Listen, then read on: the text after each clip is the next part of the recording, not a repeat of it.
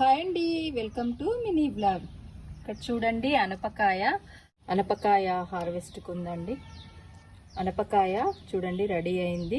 ఇంకా నేను కట్ చేయకపోయేసరికి ఇలా ఎండిపోయి వర్షాలకి ఇలా కాయలు చూడండి ఎలా కలర్ చేంజ్ అయ్యాయో. కొన్ని ఉన్నాయి, అవి నేను ఇంకా హార్వెస్ట్ చేస్తాను. అనపకాయ ఉడకబెట్టుకొని తింటే చాలా బాగుంటుందండి. చాలా టేస్ట్ ఉంటాయి, లోపల గింజలు బాగుంటాయి, నాకు ఇష్టం.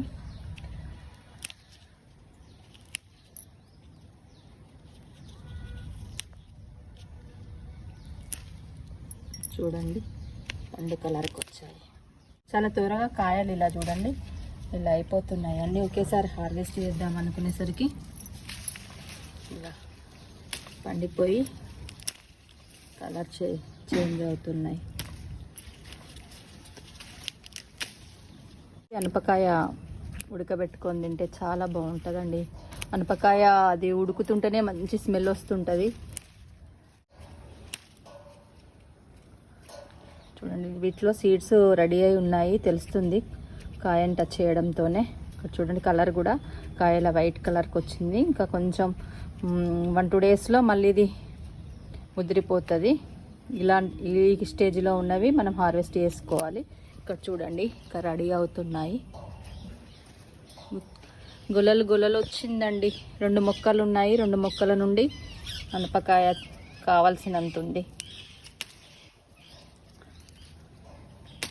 చూడండి, అనప మొక్కకి ఫ్లవర్ స్టేజ్లో ఇలా ఉంటాయి. సేమ్ చిక్కుడు పూత లాగానే ఉంటాయండి.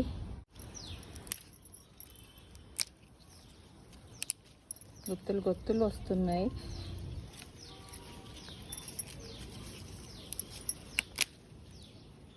చూడండి ఇలా క్రాప్తో ఉండి మళ్ళీ పూత వస్తూ చెట్టు నిండా కాయలు ఉన్నాయండి. చిక్కుడుకాయ లాగానే ఉంటాయి, వీటిని అనపకాయలు అంటారు. ఇవి గింజలు ముదిరిన తర్వాత కూడా వీటితో గుడాలు వేసుకుంటుంటారు. టేస్ట్ చాలా బాగుంటాయి. చూడండి 2 మొక్కల నుండి ఎంత అనపకాయ హార్వెస్ట్ చేశానో.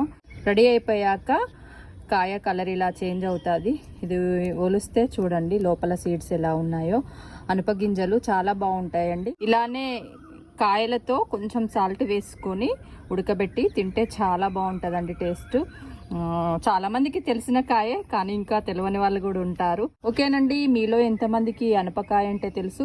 మీరు కూడా వీటిని ఉడకబెట్టుకొని తింటారా అనేది నాకు కామెంట్ చేయండి. ఓకేనండి, బాయ్ బాయ్.